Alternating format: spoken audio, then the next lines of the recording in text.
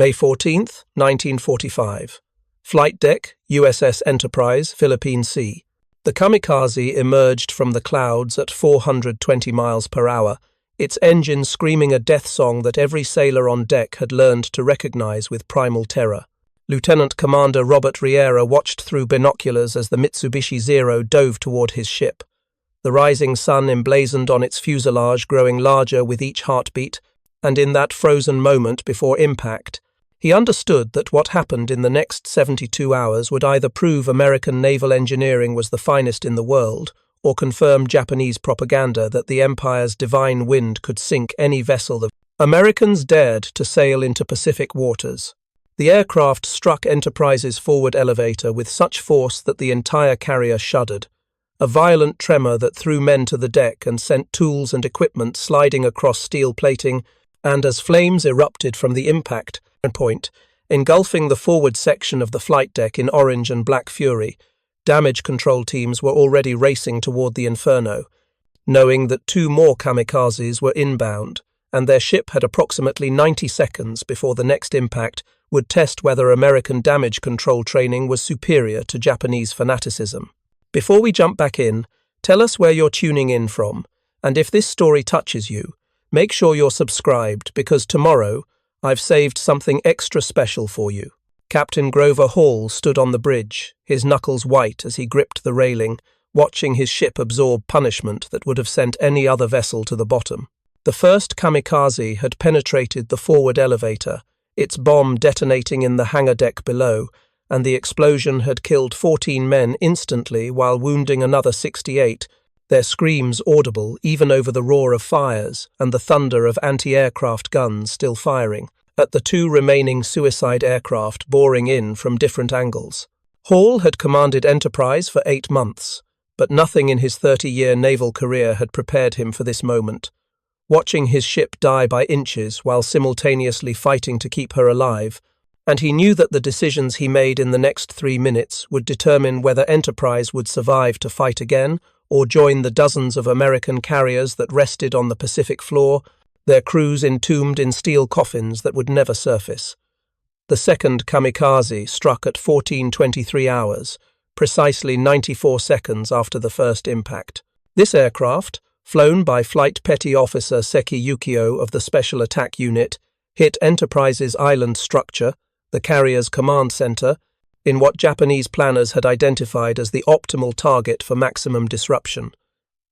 The explosion demolished the primary fire control station, killed the gunnery officer and his entire team, and sent shrapnel tearing through bulkheads that protected the ship's nerve center, and for 47 seconds, Enterprise was effectively blind and mute, her communication systems shattered, her radar offline, her ability to coordinate defense against the third inbound kamikaze reduced to men pointing and screaming warnings that couldn't be heard over the chaos of battle.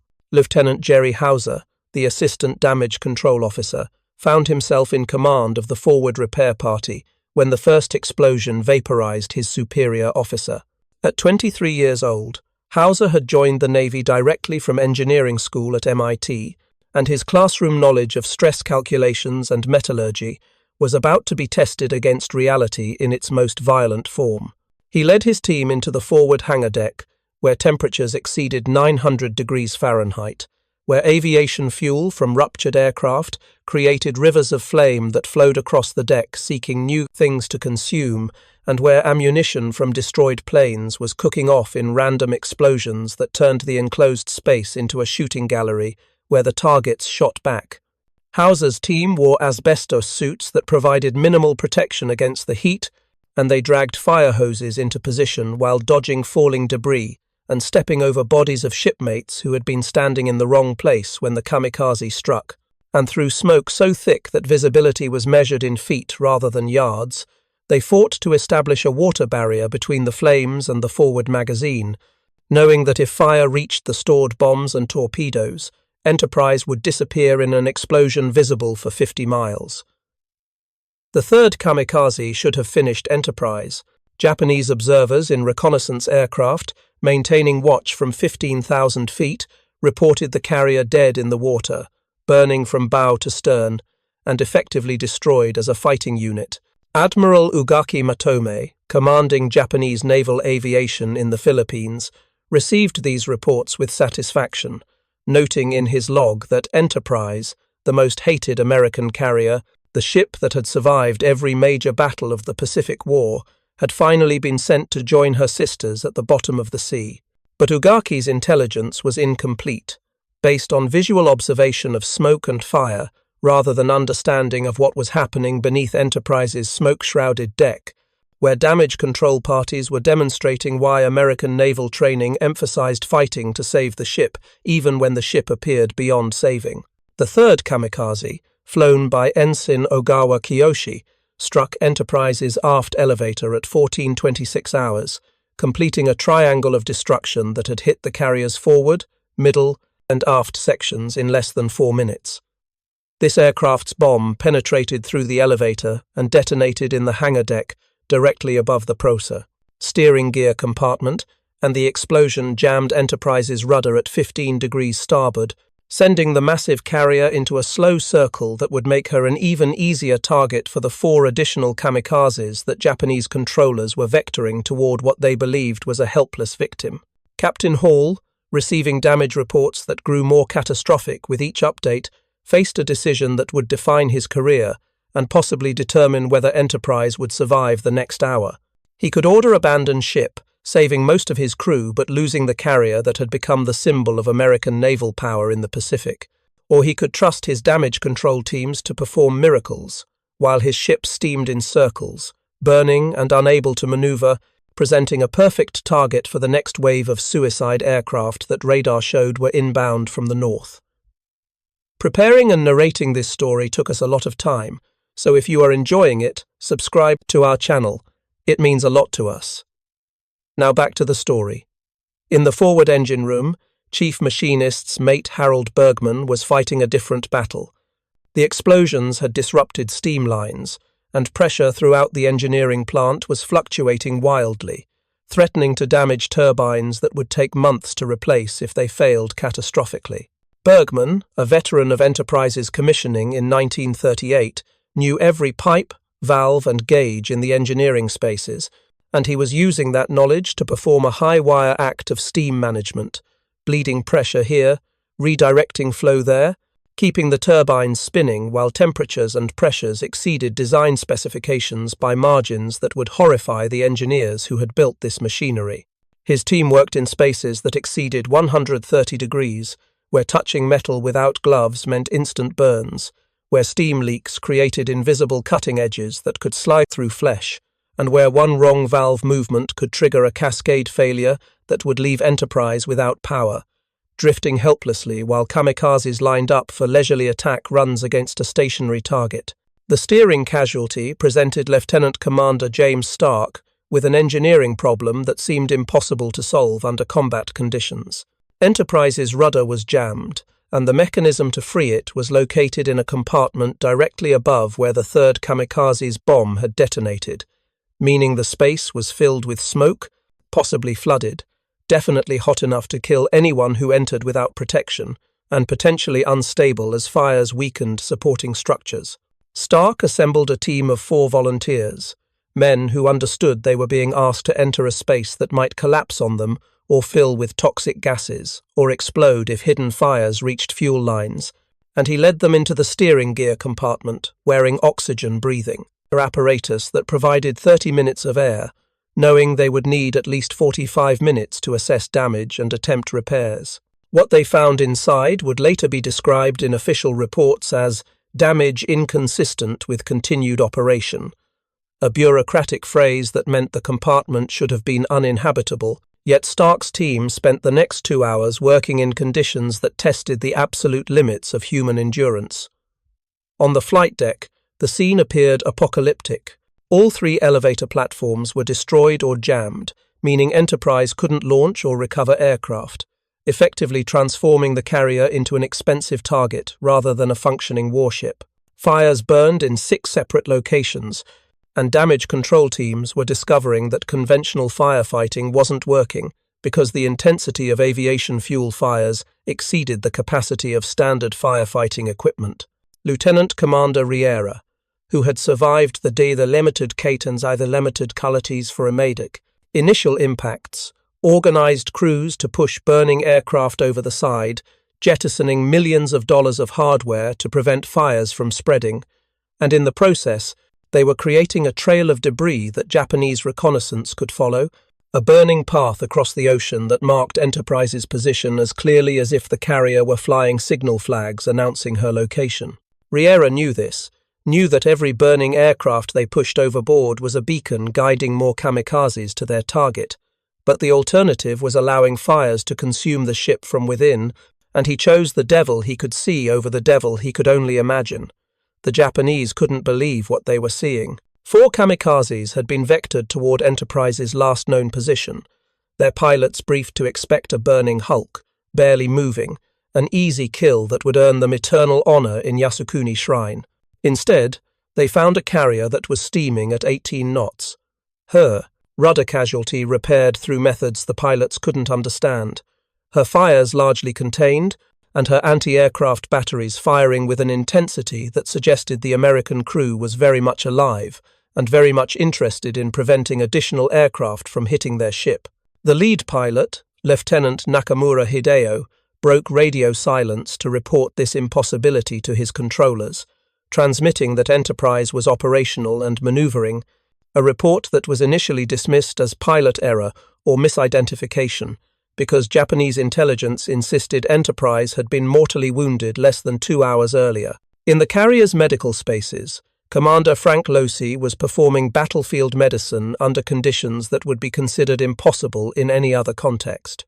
The sickbay had been damaged in the first explosion, forcing Losi to establish an emergency treatment center in a passageway that connected the forward and aft sections of the ship, where he and his staff were treating burns, shrapnel wounds, crush injuries, and shock, while the ship continued to shake from explosions and near misses.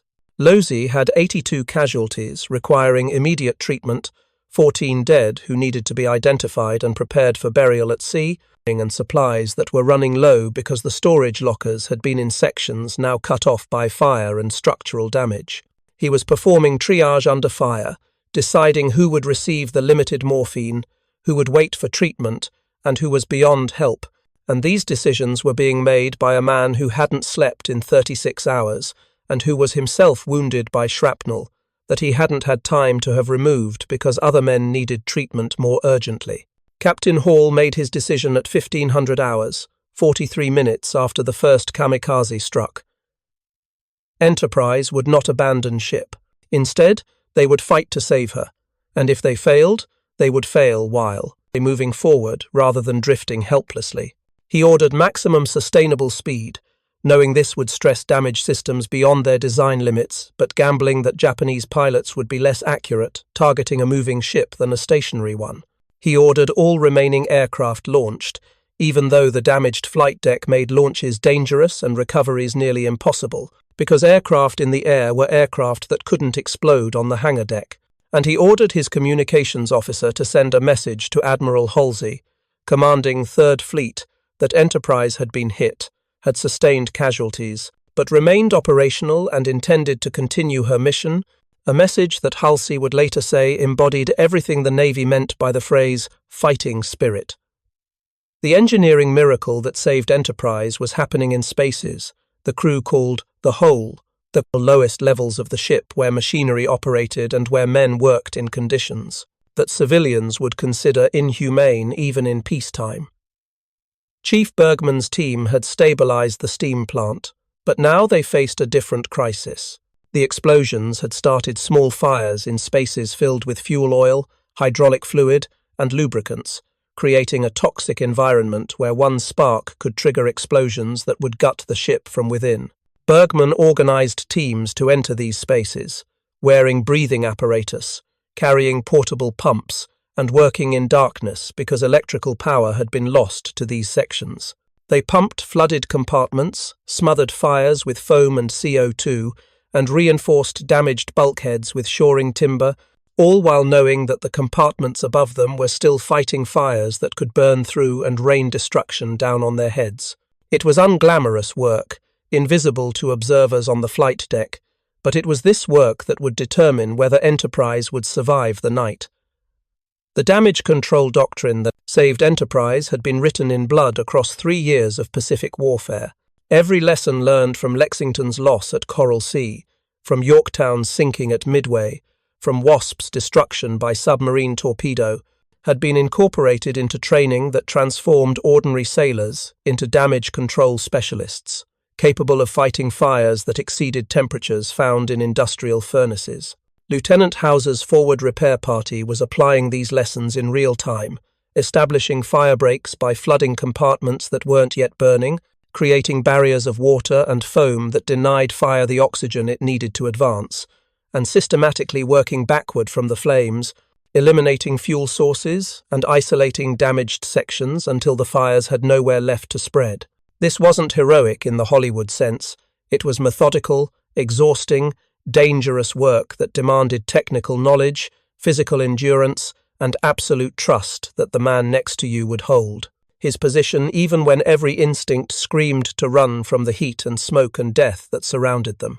By 1600 hours, 93 minutes after the first kamikaze struck, Enterprise had achieved what Japanese observers deemed impossible.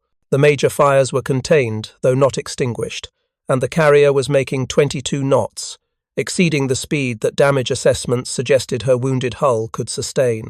The secret was Bergman's engineering team, who were running the turbines at 112% of rated capacity, in pressures and temperatures that would normally trigger automatic shutdowns, but which human operators were overriding because mathematics said Enterprise needed every knot of speed she could generate to survive the next attack wave that the radar showed forming 60 miles to the north.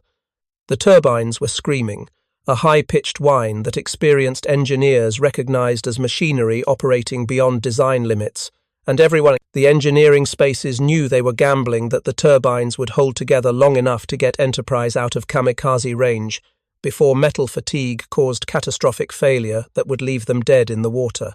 The Japanese revised their intelligence assessment at 16-15 hours, acknowledging that Enterprise remained operational, but insisting the damage she had sustained must have severely reduced her combat effectiveness. This conclusion was reasonable given observable facts: 3 kamikaze hits, massive fires, visible structural damage, but it failed to account for the intangible factor that separated American carriers from their Japanese counterparts. American damage control training emphasized that every sailor was a damage control specialist first and a specialist in their rating second, meaning that cooks fought fires, clerks operated pumps, and officers physically hauled hoses alongside enlisted men. Japanese doctrine concentrated damage control, expertise in specialized teams, efficient in peacetime, but vulnerable in combat when casualties could eliminate entire specialized departments, leaving untrained personnel unable to respond effectively to cascading emergencies.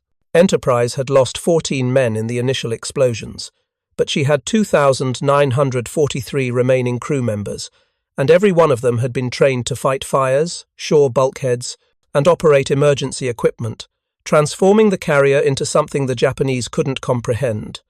A ship where casualties degraded capability but didn't eliminate it, where loss of specialists meant others stepped into their roles, and where the institutional knowledge of how to save a dying ship was distributed throughout the crew rather than concentrated in a few critical individuals. Commander Losey's medical operation had evolved into a model of battlefield adaptation. With his primary sick bay unusable, he had established 3 separate treatment stations, distributing medical capability throughout the ship so that no single hit could eliminate all treatment capacity. Pharmacist's mate second class Robert Chen, who had completed medical training only 6 months earlier, found himself performing procedures normally reserved for surgeons, extracting shrapnel, suturing wounds, and making life or death decisions about which casualties could wait and which required immediate intervention. Chen worked with supplies scrounged from damaged storage areas, using battle dressings intended for minor wounds to pack major trauma injuries, administering morphine in doses carefully calculated to manage pain without inducing respiratory depression that could kill in the smoke-filled atmosphere, and documenting every treatment on makeshift medical records because even in chaos, The Navy required documentation of care provided. His station treated 41 casualties in the first 2 hours, losing only 3, a survival rate that would have been impressive in a fully equipped hospital, let alone in a passageway illuminated by battle lanterns while the ship shook from explosions and maneuvered violently to avoid additional kamikaze attacks. Lieutenant Commander Stark's team achieved their miracle in the steering gear compartment at 16:45 hours. Working in darkness because electrical power had been lost, breathing through oxygen apparatus that provided barely adequate air, they had manually disconnected the jammed hydraulic ram, shifted to the emergency steering motor, and restored rudder control to the bridge. The procedure should have required 4 hours in ideal conditions with proper tools and lighting, but Stark's team completed it in 2 hours and 17 minutes, working by feel in spaces where temperatures exceeded 140 degrees, where they couldn't communicate verbally because of breathing apparatus, and where falling debris periodically crashed down around them as fires weakened structural members above. When Stark's team emerged from the steering gear compartment, their asbestos suits were charred, their exposed skin was burned, and 2 team members required immediate medical treatment for heat exhaustion, but Enterprise could steer again, could maneuver to avoid attacks rather than sailing in predictable circles that made her an easy target for pilots who had limited flying experience, but could hit a ship that couldn't dodge. The flight deck presented challenges that couldn't be solved through determination alone. All 3 elevators were damaged beyond field repair. 2 jammed in the down position, 1 jammed halfway up, creating obstacles that made the deck unusable for normal aircraft operations. Lieutenant Commander Riera made the tactical decision to operate Enterprise as an emergency landing platform only, no launches, but available to recover aircraft from other carriers that were damaged or running low on fuel. This decision transformed the flight deck crew from specialists who could launch and recover 50 aircraft per hour into construction workers, who were using cutting torches, welding equipment, and raw muscle to clear enough deck space for emergency landings. They cut away damaged elevator platforms, jettisoned destroyed aircraft that couldn't be moved intact, and welded steel plates over holes in the deck that exposed the hangar bay below, creating a landing surface that was shorter than ideal, rougher than specification, but functional enough that pilots with skill and courage could put aircraft down without plunging through holes into the fire-damaged hangar deck. The second wave of kamikazes arrived at 17:23 hours. 4 aircraft vectored toward Enterprise's position by Japanese controllers, who still believed the carrier was crippled and vulnerable. What the pilots found was a ship that looked mortally wounded, but fought like she was undamaged. Enterprise's anti-aircraft batteries, reduced by 40% due to battle damage, maintained such intense fire that the attacking aircraft couldn't execute the careful diving attacks that had characterized the first wave. Instead, they were forced into hasty approaches from poor angles, and 3 of the 4 kamikazes were shot down before reaching attack position, their pilots killed before they could achieve the honorable death they sought. The 4th aircraft, flown by Warrant Officer Tanaka Saburo, penetrated the defensive fire and dove toward Enterprise's island structure. But the carrier's restored maneuverability allowed Captain Hall to execute an emergency turn that threw Tanaka's aim off by crucial degrees. The kamikaze missed Enterprise's superstructure by 40 feet, close enough that men on the flight deck could see the pilot's face in the instant before his aircraft plunged into the sea alongside the carrier, its bomb exploding underwater with force sufficient to open seams in Enterprise's hull plating, but not to penetrate the armoured belt that protected her vital spaces. The near miss created new crises for Bergman's engineering team. The underwater explosion had sprung plates in 2 locations below the waterline, and seawater was entering the ship at a rate that would eventually overwhelm the pumps if not controlled. Bergman organised teams to access the flooded compartments, which meant entering spaces that were filling with water, where visibility was 0, where sharp edges of torn metal waited to slice open anyone who moved carelessly, and where the water level was rising at a rate that meant workers had perhaps 20 minutes before the compartments would be completely flooded and inaccessible. The teams worked with portable submersible pumps, collision mats that could be positioned over hull breaches from inside, and wooden shoring that could be wedged against damaged plates to reduce water flow. It was desperate, improvised work, and it would never stop the leaks completely.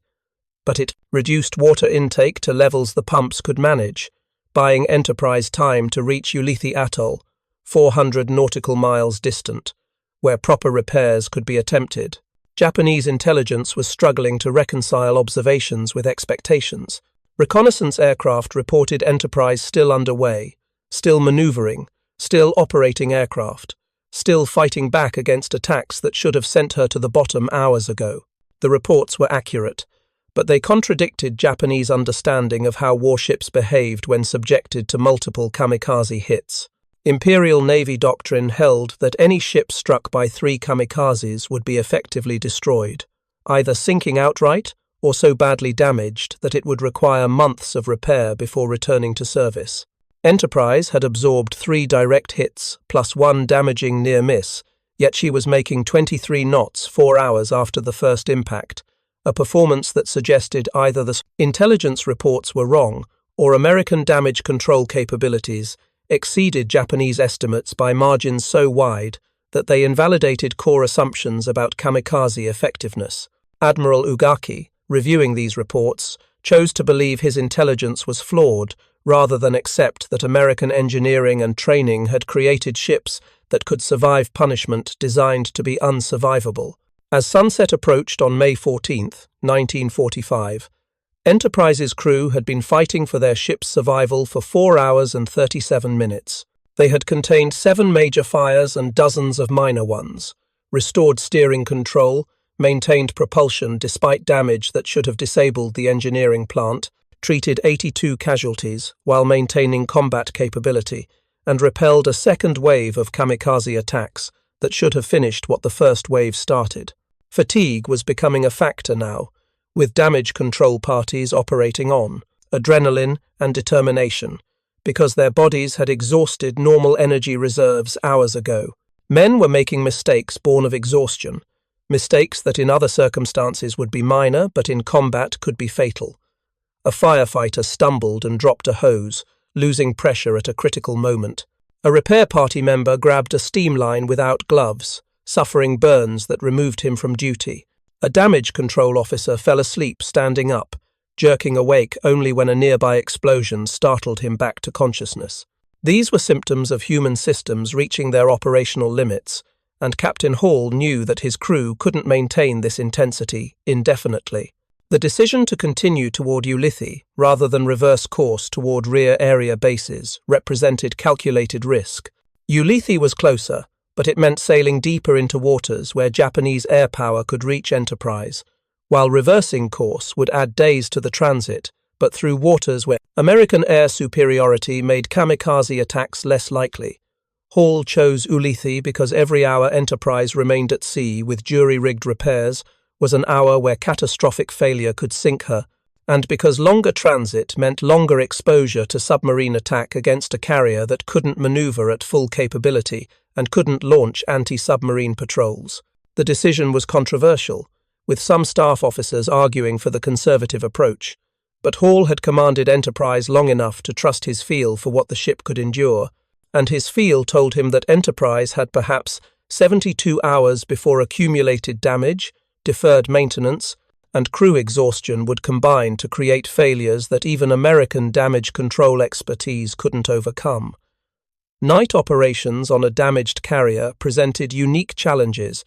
Enterprise's electrical system was operating at reduced capacity, with some circuits destroyed and others shut down to isolate damaged areas, meaning that lighting throughout the ship was irregular at best. Damage control parties worked with battle lanterns, handheld lights that provided local illumination but left vast areas in darkness. The flight deck, normally illuminated for night operations, was running on emergency lighting only, transforming the deck into a shadowy landscape where aircraft recovery would be nearly impossible. Yet aircraft were inbound, fighters from other carriers that were running low on fuel and needed a deck, any deck, to land on before their engines quit and dumped them into the ocean. Lieutenant Commander Riera made the decision to attempt night recoveries despite conditions that violated every safety protocol, because the alternative was allowing American pilots to ditch in darkness, and he wasn't willing to add to the casualty list unless there was absolutely no other option.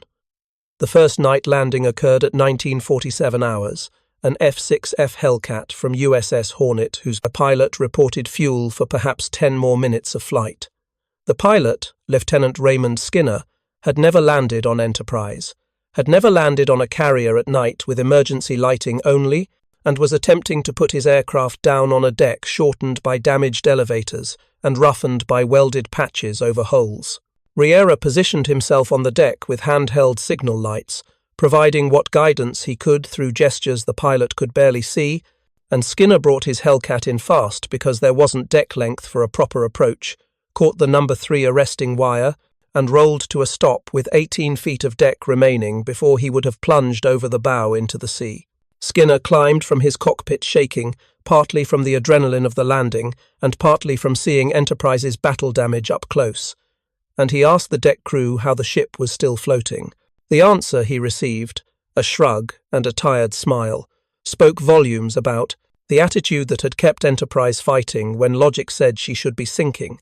By 2200 hours, Enterprise had recovered 7 aircraft from other carriers, each landing an exercise in precision flying and brave deck crew work, and each successful recovery a small victory that demonstrated the carrier remained operational, despite damage that looked catastrophic to observers who didn't understand how American design philosophy emphasized survivability through redundancy, compartmentalization, and damage control capability. Japanese carriers, designed for offensive striking power, allocated minimal space to damage control systems, reasoning that the best defense was destroying enemy carriers before they could attack. American carriers sacrificed some offensive capability to create ships that could absorb tremendous punishment and continue fighting, a design philosophy born from early war losses, and validated now as Enterprise demonstrated that a properly designed carrier with properly trained crew could survive attacks intended to be fatal. Dawn on May 15th, 1945, revealed Enterprise in full daylight for the first time since the Kamikaze attacks, and the sight shocked even veterans who had witnessed carrier damage before. The forward section of the flight deck was buckled and scorched. The island structure showed gaping holes where the second Kamikaze had struck, and smoke still rose from compartments where fires smoldered despite hours of firefighting effort.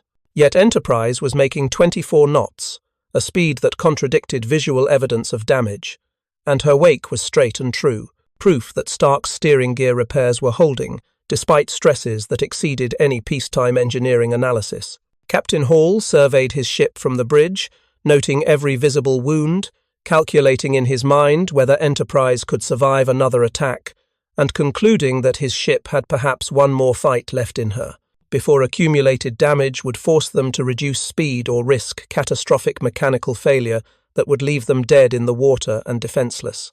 The Japanese mounted their final attempt to sink Enterprise at 0730 hours, launching 6 kamikazes in coordinated attack that intelligence suggested would overwhelm the carrier's degraded defenses. Japanese planners believed Enterprise's anti-aircraft capability had been reduced by at least 60%, a reasonable estimate given observable battle damage, but they failed to account for the American practice of cross-training gun crews so that casualties in one mount could be replaced by personnel from other stations. Enterprise's gunnery officer, killed in the second Kamikaze strike, had been replaced by Lieutenant James Morrison, a fighter direction officer who had received gunnery training as part of the Navy's redundancy doctrine. Morrison lacked his predecessor's experience, but he understood fire control principles and had crews who knew their weapons intimately, and together they were about to demonstrate why Japanese intelligence consistently underestimated American combat effectiveness. The attackers approached from multiple vectors, classic kamikaze tactics designed to divide defensive fire and ensure at least one aircraft penetrated to target, but Morrison coordinated his guns to concentrate fire sequentially, saturating one approach vector before shifting to the next, accepting that this tactic gave some attackers free approaches, but ensuring that no aircraft reached Enterprise without flying through a curtain of fire so dense that survival was statistically impossible. The mathematics of anti-aircraft fire favored defense when crews maintained discipline under pressure that made discipline nearly impossible. Each 5-inch gun could fire 15 rounds per minute, and Enterprise mounted 12 of these weapons in her secondary battery. Each 40mm mount could fire 160 rounds per minute, and Enterprise had 40 of these weapons. Each 20mm cannon could fire 450 rounds per minute, and Enterprise had 52 of these weapons. When all guns fired simultaneously, Enterprise was projecting into the sky approximately 47,000 rounds per minute, creating a density of fire that no aircraft could survive if it remained in the engagement zone for more than a few seconds. The challenge was directing this firepower effectively, because random shooting merely wasted ammunition while coordinated fire created killing zones that aircraft couldn't penetrate. Morrison's solution was to divide the sky into sectors, assign gun mounts to specific sectors, and shift assignments as attackers closed, creating overlapping fields of fire that appeared chaotic to observers, but followed a mathematical logic that maximized the probability of hitting fast-moving targets. The first Kamikaze disintegrated at 4,000 yards, hit simultaneously by 5-inch shells and 40mm rounds that simply tore the aircraft apart in mid-air. The pilot, Ensign Watanabe Masao, died instantly when a shell penetrated his cockpit, and his aircraft tumbled into the sea trailing flames and debris, the first victory in an engagement that would last 7 minutes and consume ammunition at rates that would empty Enterprise's magazines if sustained for another hour. The second Kamikaze pressed its attack through defensive fire that should have been unsurvivable, the pilot demonstrating skill or luck that allowed him to evade shells that passed within feet of his aircraft, but his luck ended at 2,000 yards when 20mm cannon fire from 3 different mounts converged on his position. The aircraft's fuel tank exploded, transforming the Kamikaze into a fireball that fell burning into the ocean, and Enterprise's crew allowed themselves a moment of grim satisfaction before shifting fire to the third attacker already entering his final dive. Chief Gunner's mate William Hargrove commanded the aft 5-inch mount, and his crew had been firing continuously for 4 minutes, a duration that pushed both equipment and men toward their operational limits. The gun barrel was hot enough that paint was burning off, creating acrid smoke that mixed with propellant gases to create an atmosphere in the gun mount that was nearly toxic. Hargrove's loaders were moving ammunition with mechanical precision born from endless drills, but fatigue was slowing their movements by fractions of seconds, tiny delays that accumulated into reduced rate of fire. Hargrove recognized these symptoms because he had commanded this gun mount since Enterprise's commissioning in 1938, and he knew his crew was approaching the point where human performance would degrade rapidly unless they could rotate to rest. But there was no rest available, not while Kamikazes were inbound, so Hargrove drove his crew, with mixture of encouragement and profanity that kept them loading and firing, even as their bodies protested, the sustained physical effort required to maintain combat effectiveness. The fourth Kamikaze reached attack position despite defensive fire that destroyed his wingmen, a testament to the pilot's skill and determination. Lieutenant Yamamoto Kenji, a veteran with 12 months combat experience, had survived this long by combining aggression with tactical awareness, and he was using every evasive maneuver he knew to close the range to Enterprise. His aircraft was hit repeatedly by 20mm fire, shells that punched holes through non-critical areas but failed to detonate his bomb or disable his engine, and he was within 30 seconds of release point when a 5-inch shell from Hargrove's mount struck his aircraft's tail section. The explosion severed control surfaces, and Yamamoto's Zero entered an uncontrolled spin that would end in the ocean rather than on Enterprise's deck. Yamamoto, conscious until impact, understood in his final seconds that he had failed his Emperor and his comrades, and his last thought was regret that his sacrifice would not sink the American carrier that had become the symbol of everything the Empire was fighting against. Commander Losey's medical teams were treating a new category of casualties now, men wounded not by enemy action but by exhaustion and accumulated stress. A damage control specialist collapsed from heat exhaustion after spending 14 hours in temperatures exceeding 120 degrees. A fire control officer suffered a nervous breakdown unable to continue functioning after watching shipmates die in explosions he couldn't prevent.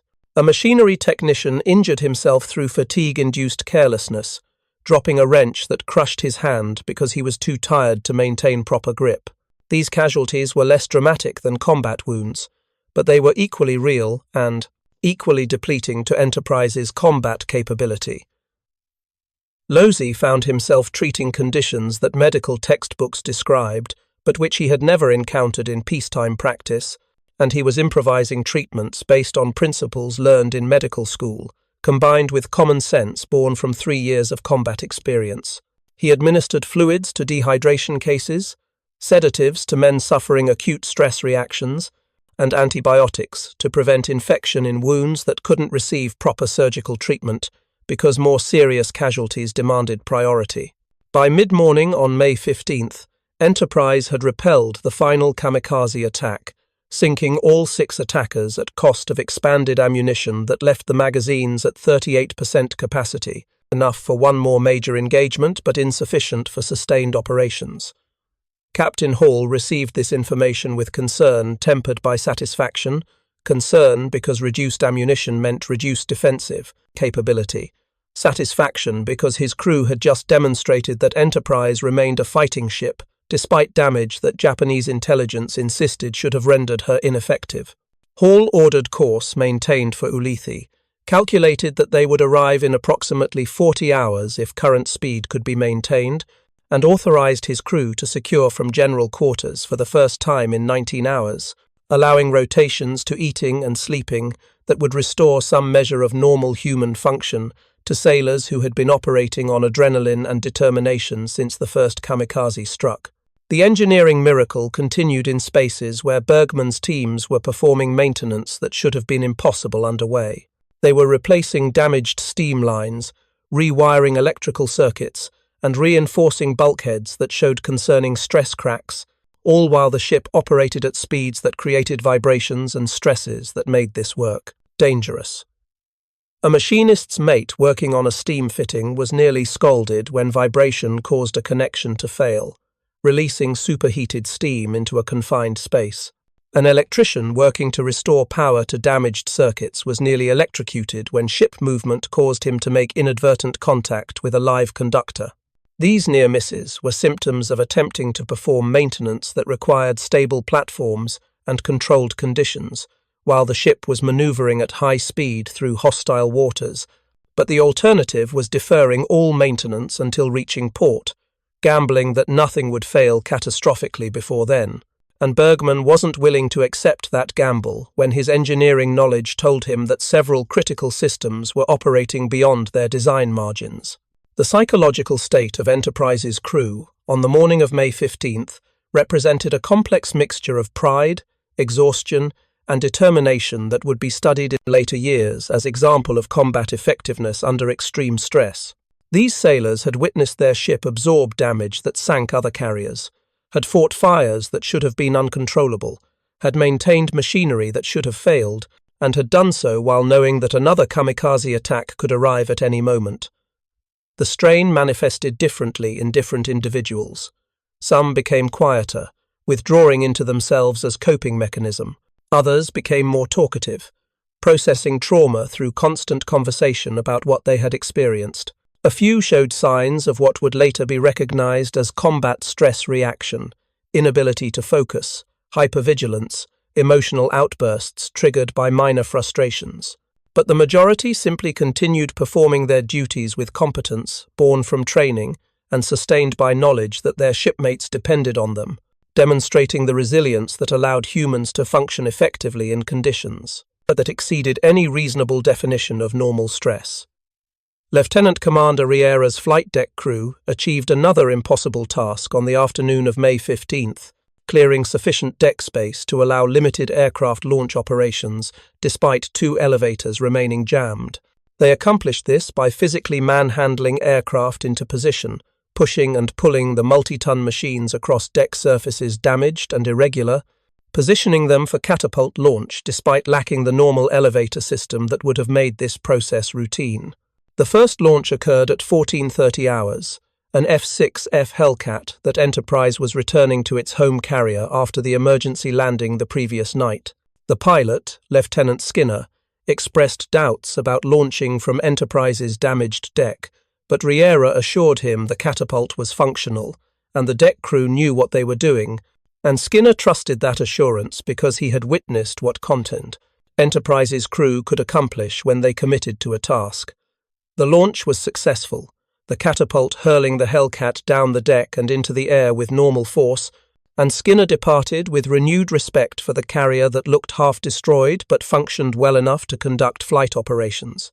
The Japanese reaction to Enterprise's survival represented a crisis in intelligence assessment that would have profound implications for kamikaze tactics in subsequent operations. Admiral Ugaki's staff conducted immediate analysis of why 3 direct hits plus multiple near misses had failed to sink a carrier that doctrine said should have been destroyed. The conclusions were uncomfortable. Either American carriers were significantly more survivable than Japanese intelligence believed, or American damage control capabilities exceeded Japanese estimates by margins that invalidated core assumptions about kamikaze effectiveness. The correct answer was both. American carriers. These were designed for survivability, while Japanese carriers prioritized offensive capability, and American damage control training was vastly superior to Japanese equivalents. But acknowledging this truth meant acknowledging that the kamikaze campaign, which was consuming Japan's remaining air power at unsustainable rates, was less effective than Imperial headquarters claimed. The political implications of this conclusion were unacceptable, so Ugaki's staff instead concluded that Enterprise had been extraordinarily lucky, benefiting from unusual circumstances that wouldn't apply to other carriers, preserving the comforting fiction that kamikaze tactics remained viable, rather than confronting the reality that American engineering and training had created ships that could survive attacks designed to be unsurvivable. Enterprise's arrival at Ulithi Atoll on May 17, 1945, at 09:15 hours, 71 hours and 48 minutes after the first kamikaze struck, represented triumph of human will over material damage. The carrier entered the anchorage under her own power, her ensign flying, her crew at quarters, presenting appearance of a warship that remained functional despite visible battle scars. Repair ships immediately swarmed. Enterprise, their crews beginning assessments that would determine whether the carrier could be repaired at forward base or would require return to Pearl Harbor, or even stateside shipyards for major reconstruction.